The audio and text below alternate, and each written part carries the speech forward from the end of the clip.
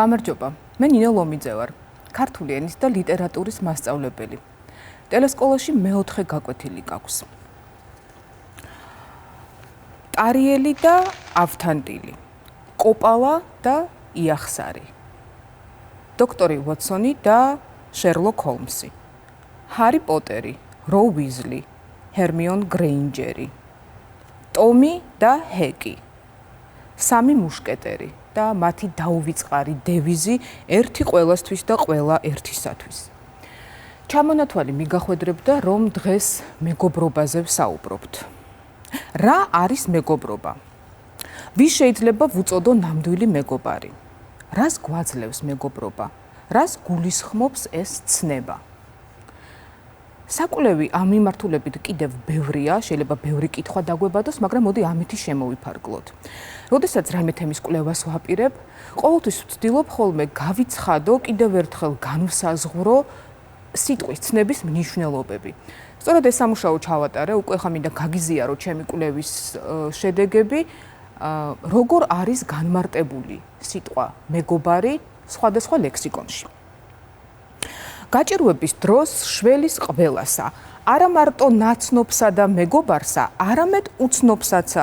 ასე განმარტავს სიტყვას ყველასთვის ნაცნობი და საყვარელი იაკობ გოგებაშვილი. გულითადი ამხანაგი, ჭირისა და ლხინის მოზიარე, ახლობელი ადამიანი.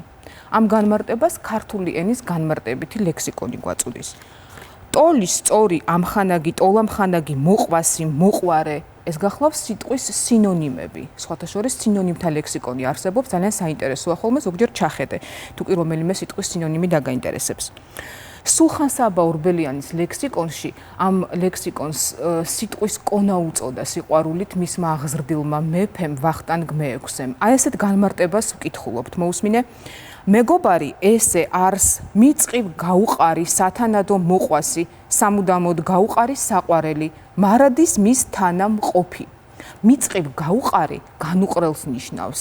მარადის მის თანამყოფი მუდამ შენთან რომ არის, მუდამ მასთან რომ არის, აი ისეც. სიტყვის ეტიმოლოგიაზე, ანუ წარმოშობაზე მსმენია კიდევ საინტერესო რამ, თუ კი დააკვირდები, სიტყვის ფუძე არის გობი.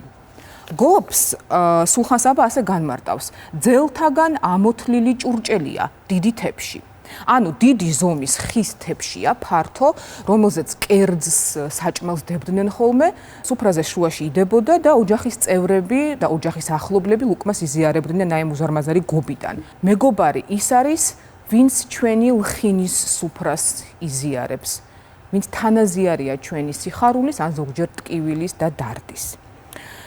საინტერესოა, რომელი ნაწარმოები გახსენდება, სადაც მეგობრობის თემა არის წამყვანი. უამრავი ტექსტი არსებობს და მე ვფიქრობ, რომ დღეს განსაკუთრებული ამოვარჩიე შენთვის წარსადგენად. გურამ რჩეულიშვილის მოთხრობა უნდა გაგაცნო. გურამ რჩეულიშვილი გასულ საუკუნეში დაიბადა, ის გახლდათ პროზაიკოსი, არაჩვეულებრივი მოთხრობების ავტორია. მას აქვს საოცრად დინამიკური, თბილი, საინტერესო მოთხრობები.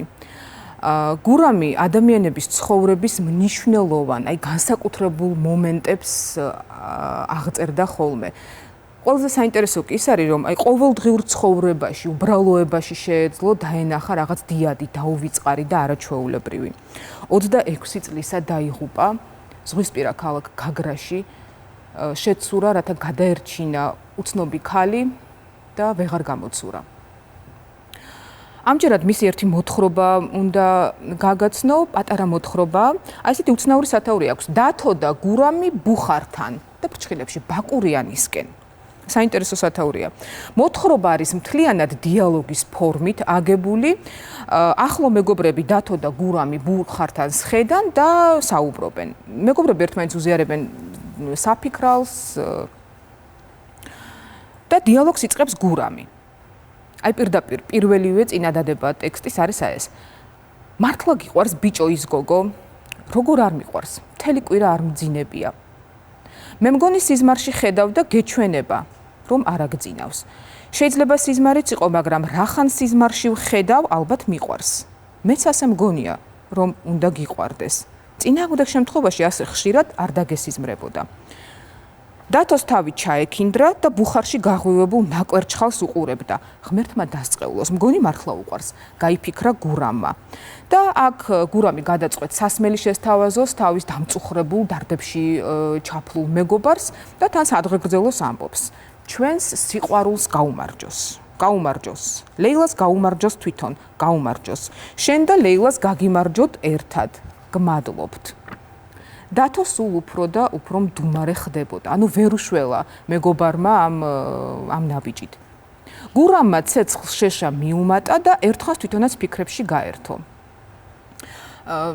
გურამი როგორც გულითადი მეგობარი ცდილობს ამოიცნოს ან გაუქარვოს ეს დარდი ამ თავის მეგობარს და გუმანით გრძნობს რომ იმას რაღაც უნდა, მაგრამ თან უჭირს.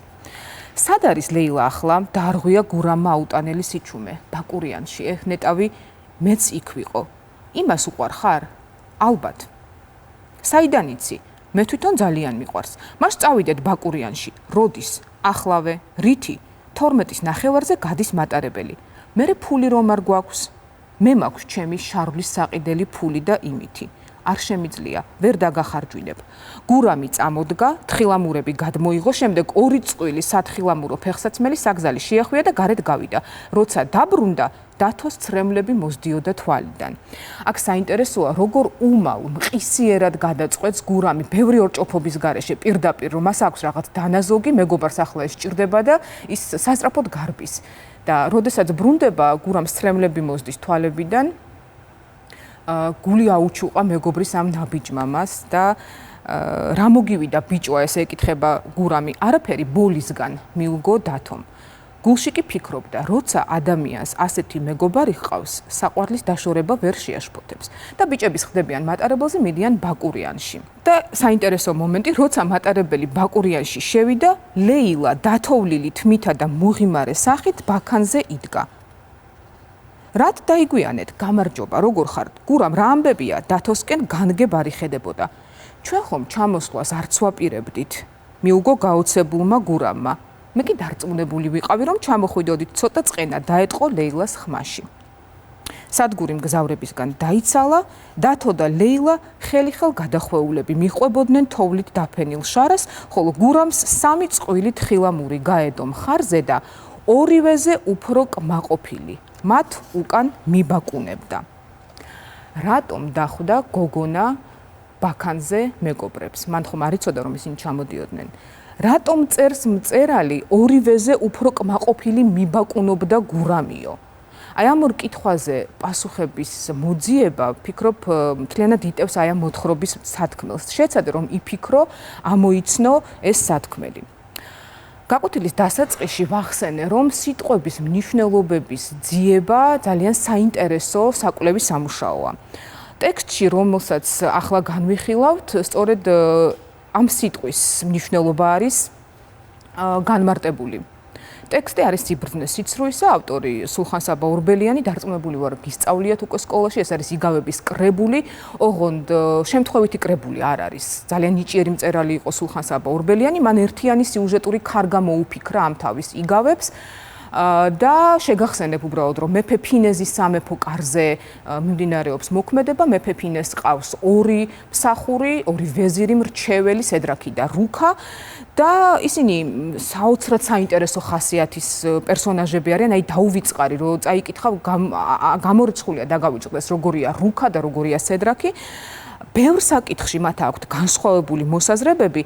მოქმედი პირები ყველა მარტო ესენი არა თავის სათქმელს გამოხატავენ იგავებით და აი ერთგან სედრაკი იწყებს რუქას ესაუბრება, რაღაცაზე ვერ შეთანხმდნენ და სედრაკი ასეთ ჩანართს აკეთებს, რომელსაც წავიკითხავ მთლიანად არა, რასაც მოვასწრებთ. ასე იწყებს სედრაკი სათქმელს. კარგი ამხანაგი ადვილად არიშოვების, გზაზედ ცუდად არიპოვების, იაფად ვერავინ იყიდის. ეს ნიშნავს, რომ ნამდვილ მეგობარს ვერ იპოვი ადვილად და ყველა შემთხვევითი გამვლელი ან ნაცნობი ძნელად თუ გახდება შენი ახლო ადამიანი, ახლო მეგობარი. ყიდვაზე ხომ საერთოდ საუბარი ზედმეტია, რა უნდა შესთავ, ანუ რა უნდა გასცეს, ფასდაუდებელი რამ. და საინტერესო რა არის კიდე, რომ სიტყვა მეგობარს ორიოდეჯერ ახსენებს სულხან-საბა, ძირითადად იყენებს აღნიშნულს ამხანაგი. და ეხლა აგრძელებს. ამხანაგი ციხე-წყლიანია, ზღუდე მაღალია, სიმაგრე დაურღვეველია. დააკვირდი, როგორი საოცარი მხატვრული სახებია. ციხე-წყლიანი, ზღუდე მაღალი, სიმაღლე დაურღვეველი. კიდევ ამხანაგილ ხინი ფრიადია, სიხარულთა გამამდიდრებელია, სუფრათა შემამკობელია. აქ შეიძლება გაგვახსენდეს, როგორი გასაოცარია, როგორი არაჩვეულებრივია მეგობრებთან ერთად დროს ტარება, ჟრიამული თამაში. ამხანაგი გულთა ნათელია, თვალთა ჩინია, მკლავთა ძალია და ზურგთა მომბმელია. ამხანაგი მტერთათვის მაზიანებელია, მოყვარეთათვის საიმედოვნეა. უცხოს თანა გამოსაჩენია და მეცნიერსა თანა მოსამსახურე. აქაც როგორი საინტერესო განმარტებაა. მაშინ როგორი ყოფილა ამხანაგი მეგობარი სედრაკისთვის, სულხან-საბასთვის. მე-17 საუკუნეშია დაწერილი ეს ტექსტი. საინტერესოა, რამდენად მისაღებია შენთვის მისი ეს მოსაზრებები. და მე აქ კიდევ ერთი მოაზროვნე მახსენდება უკვე ანტიკური საბერძნეთიდან არისტოტელე. საოცარი კაცი იყო ეს არისტოტელეც, ძველი წელთაღრიცხვის მე-4 საუკუნეში ცხოვრობდა. ძალიან ბევრ სამეცნიერო დარგში დღემდე მეცნიერები იკვლევენ მის შრომებს, ძალიან ბევრ სამეცნიერო დარგში აქვს მას გარკვეული მიღწევები, მის მიერ შექმნილი ტერმინოლოგია დღესაც გამოიყენება, აუცილებლად გაეცნობი უფრო ახლოს სწავლის პერიოდში. და აი მისი ერთ-ერთი ესეთი წიგნი არის ნიკომაქეს ეთიკა და ამ წიგნში გამოთქმულ დებულებებს, ჩემი აზრით, რასაც ის მეგობრობაზე წერს და ამბობს, დღემდე არ დაუკარგავს მნიშვნელობა. აი ერთგან მაგალითად ამას ამბობს მეგობრობაზე. დააკვირდით, როგორი თანამედროვეა მისი მოსაზრებები. მეგობრობა არის ერთგვარი სათნოება, ანუ სიკეთე.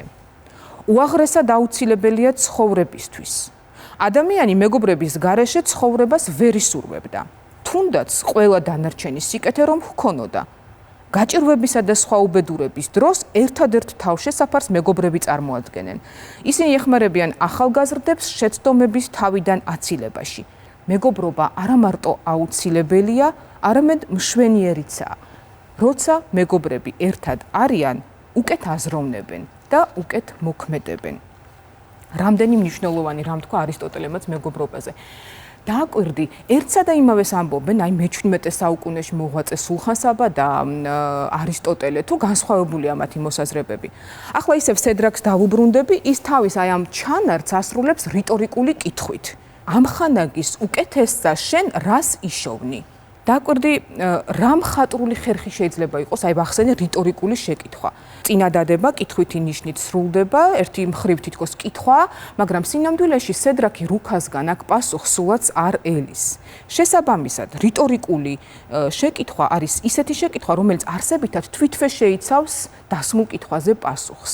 გაკვეთილი დასასრულს მიუახლოვდა, ახლა დავალება უნდა გაგაცნო. ჩვენ შევეცადეთ ცნება მეგობარი და მეგობრობა გვეკულია. წავიკითხეთ გურამ რჩეულიშვილის არაჩვეულებრივი მოთხრობა, გავეცანით რას და როგორ ფიქრობენ მეგობრობაზე არისტოტელე, სულხან-საბა ორბელიანი, დარწმუნებული ვარ, შენც არანაკლებ საინტერესო მოსაზრებები გექნება თემასთან დაკავშირებით. მინდა რომ აი ამ მოსაზრებებს მოუყარო თავი და წერილობით ჩამოაყალიბო. ორ ვარიანტს გაძლევ დავალებისა. ერთი, გაიხსენე რომელიმე ეპიზოდი შენი და შენი მეგობრების ურთიერთობიდან, ცხოვრებისეული გამოცდილებიდან და გადმოეცი ამბავი პატარა მოთხრობის სახით. გამოიყენე დიალოგის ფორმა. დაფიქრდი, კიდევ ერთხელ გაიაზრე სიტყვა მეგობრობის მნიშვნელობა და წერილობით ჩამოაყალიბე შენი მოსაზრებები. განმარტე, ახსენი, გაეცი პასუხი კითხვას, რა არის მეგობრობა. გამოიყენე მხატვრული ხერხები, მაგალითად დღეს ჩვენ რიტორიკული კითხვა ამხსენით. საინტერესო შემეცნებით თავგადასავლებს გისურვებ და მომავალ შეხვედრამდე.